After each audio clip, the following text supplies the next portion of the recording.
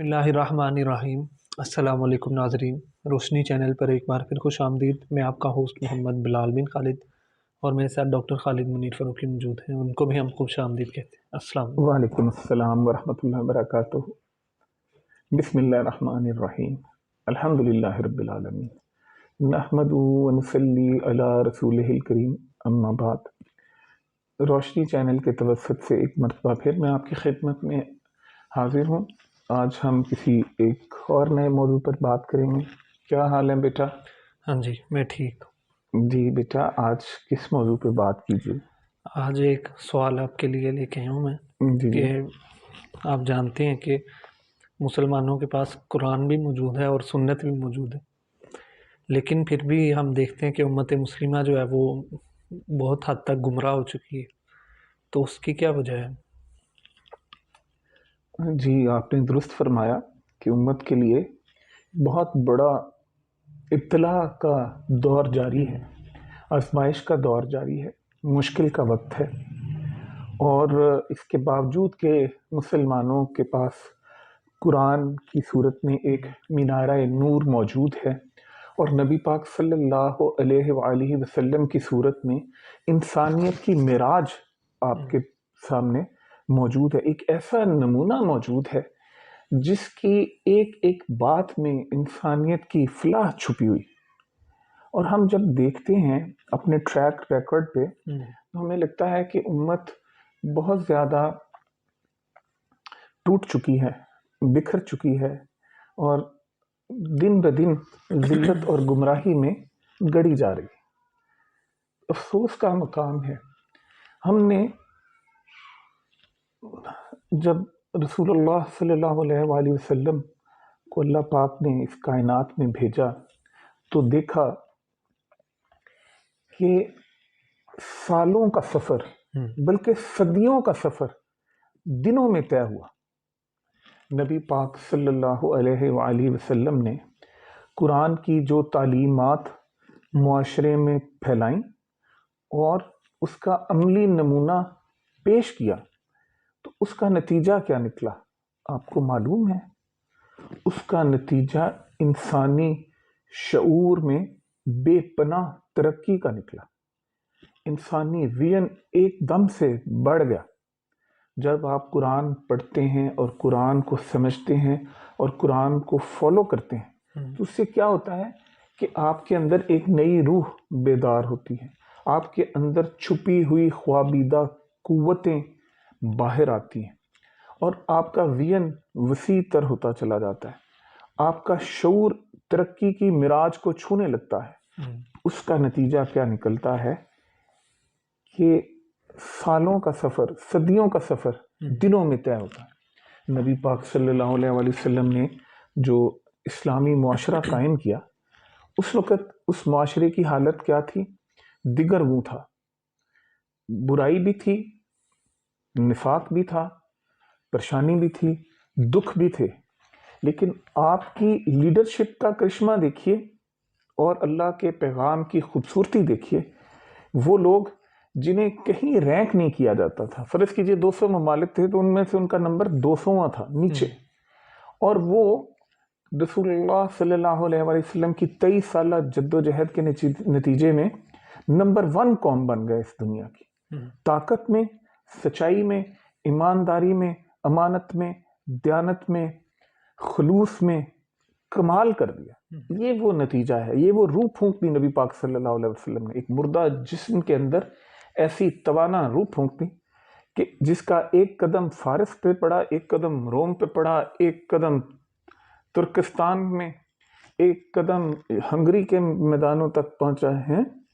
پوری دنیا کے اندر وہ قوت ایسے نکلی، اور یہ کرشمہ ہے، یہ اس دنیا کی تاریخ میں ایک کرشماتی، ایک طلسماتی سا دور ہے۔ نبی پاک صلی اللہ علیہ وسلم کی لیڈرشپ کا کمال دیکھیے کہ وہ قوم جو کہ ایک شہر کی بھی حفاظت نہیں کر سکتے، جن کے پاس کوئی نظام نہیں تھا، کوئی فوج نہیں تھی، وہ دنیا کی بڑی سے بڑی قوتوں کو اس طرح سے للکار رہی ہے کہ ایک طرف زیرہ بختر اور لوہے میں غرق انسانوں کا سمندر ہے، اور چند مٹھی بھر صحابہ ڈنڈے سوٹوں اور لاٹھیوں سے لیس ہیں، جن کے جسم پہ ذرا بکتر بھی نہیں، انہیں تہ کر دیتے ہیں اور پوری دنیا کے نظام کو بدل کے رکھ دیتے ہیں۔ یہ وہ کرشمہ تھا جب ایک ہاتھ میں قرآن تھا، دل میں خلوص تھا اور جد و جہد کا مادہ کوٹ کوٹ کے صحابہ کرام میں بھرا۔ آج وہی قرآن ہے، آج وہی پیغام ہے، آج وہی سنت ہے، لیکن کیا ہوا؟ ہم نے اس کو ترک کر دیا، ہم نے اس کو چھوڑ دیا، ہم نے اس کو اپنی زندگی سے نکال کے باہر ایک اونچی جگہ پہ ایک غلاف کے اندر چھپا کے قرآن مجید کو کہیں بلند جگہ پہ رکھ دیا، اور ہم نے سوچا کہ اس کو ہاتھ لگانے سے قرآن مجید ناپاک ہو جاتا ہے، اور ہم نے اپنی ناپاکی کو اپنا لیا۔ آج اگر میں آپ سے پوچھوں کہ دنیا میں یا مسلمانوں میں کتنے لوگ ہوں گے جو اس نیت سے قرآن مجید پڑھتے ہوں گے کہ آج میں نے اس سے سبق سیکھنا ہے، اس آیت کے مفہوم کو سمجھنا ہے اور اس کو اپنی زندگی پہ نافذ کرنا ہے، اور اس کے بعد یہ آیت میرا دستور ہوگی، میں اپنی زندگی اس کے مطابق بسر کروں گا، کتنے لوگ ہوں گے؟ آپ خود اپنی مثال لے لیجئے، میری مثال لے لیجئے، ہمارے گھر والوں کی مثال لے لیجئے۔ ہم سمجھتے ہیں کہ بس ہم مسلمان ہو گئے تو کافی، ہم کلمہ آتا ہے ہمیں کافی، ہم نے نماز پڑھ لی تو یہ کافی ہے۔ نہیں، اصل روح کو ترک کر دیا، اسلام کی روح کو ہم نے ترک کر دیا۔ جب ہم نے دین کو چھوڑ دیا تو جو دین والا ہے، جس نے دین بھیجا تھا، اس نے ہمیں چھوڑ دیا۔ جب مالک اپنی بھیڑوں کی حفاظت نہیں کرتا، چرواہا، تو بھیڑیں تو کھو جاتی ہیں، کوئی ادھر نکل گئی، کوئی ادھر نکل گئی، کوئی اس طرف۔ تو یہی حال ہمارا ہے، ہم نے اللہ کے پیغام کو ترک کر دیا، اس کو چھوڑ دیا، اس کی روح کو چھوڑ دیا۔ ہم نے کیا اپنایا؟ ہم نے ماڈرنزم کے نام پہ تفرقہ بازی کو اپنایا۔ ہم نے مسائل کو، جو فروعی مسائل ہیں جس سے اختلاف پیدا ہوتا ہے، اس میں ایکسپرٹس پیدا کیے، ہم نے ایسے علماء اکرام پیدا کیے ہیں جنہوں نے روزی روٹی کی خاطر اس امت کو تفرقے میں ڈال دیا۔ قرآن کی ایک آیت ہی کافی ہے، وَاتَّعْصِمُوا بِحَبْلِ اللَّهِ جَمِيعًا وَلَا تَفَرَّقُوا، کہ اللہ کی رسی کو مضبوطی سے تھام لو اور تفرقہ نہ پڑو۔ اگر ہم اس بات پہ عمل کر لیں تو ساری دنیا آپ کی مٹھی میں، یہی امت پھر وہی پھریرے لے کے، وہی جھنڈے لے کے ہیں، ہلالی پرچم لے کے پوری دنیا پہ چھا جائے گی۔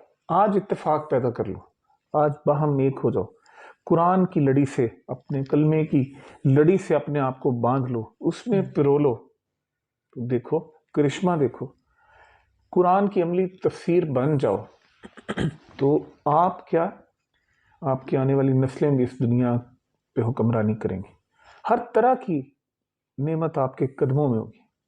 لیکن صرف قرآن کو پڑھو بیٹا، قرآن کو سمجھو اور قرآن کو اپنے پر نافذ کرو۔ ہمارے ملک میں ایک، میں تو انہیں بادشاہ ہی کہوں گا، ایک بادشاہ گزرے، ضیاء الحق صاحب، انہیں نفاذ اسلام کا بڑا جنون تھا، شوق تھا، تو وہ ایران کے دورے پہ گئے، تو وہاں امام خمینی صاحب تھے، تو ان سے پوچھا، امام خمینی صاحب میں اپنے وطن میں اسلام نافذ کرنا چاہتا ہوں، تو مجھے بتائیے کہ اس کے لیے بہترین فارمولہ کیا ہے؟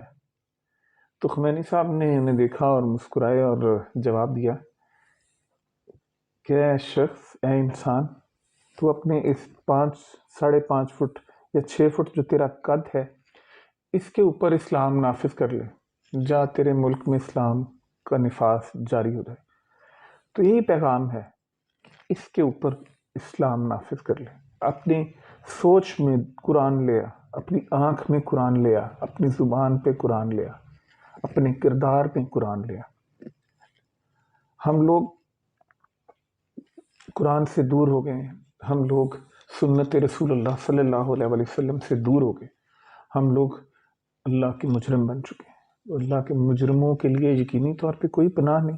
جس نے اللہ کو، ہم تو جانتے بوجھتے اللہ تعالیٰ سے بگاڑ کے بیٹھے، اس کے لیے بیٹا کوئی پناہ نہیں۔ ہاں، توبہ کا دروازہ کھلا ہے، آج بھی ہم بحیثیت مسلمان توبہ کر لیں، اپنے گناہوں سے انکار کر لیں اور قرآن کے رشتے سے منسلک ہو جائیں تو کوئی وہ وقت دور نہیں، بعید نہیں ہے کہ انشاءاللہ ہم پھر ایک اور امت بنیں، پھر سے جی اٹھیں، پھر سے ہم اس دنیا میں محمد صلی اللہ علیہ وآلہ وسلم کا نام چاروں طرف پھیلا دیں۔ ٹھیک ہے جی؟ ہاں جی، قرآن اور سنت پہ عمل کرنے کی اللہ تعالی ہم سب کو توفیق عطا فرمائے، قرآن پڑھنے کی، سمجھنے کی، اور اپنی جسموں پہ، اپنی روح پہ اس کو نافذ کرنے کی توفیق عطا فرمائے۔ تو اجازت لیتے ہیں، اللہ حافظ۔ اللہ حافظ۔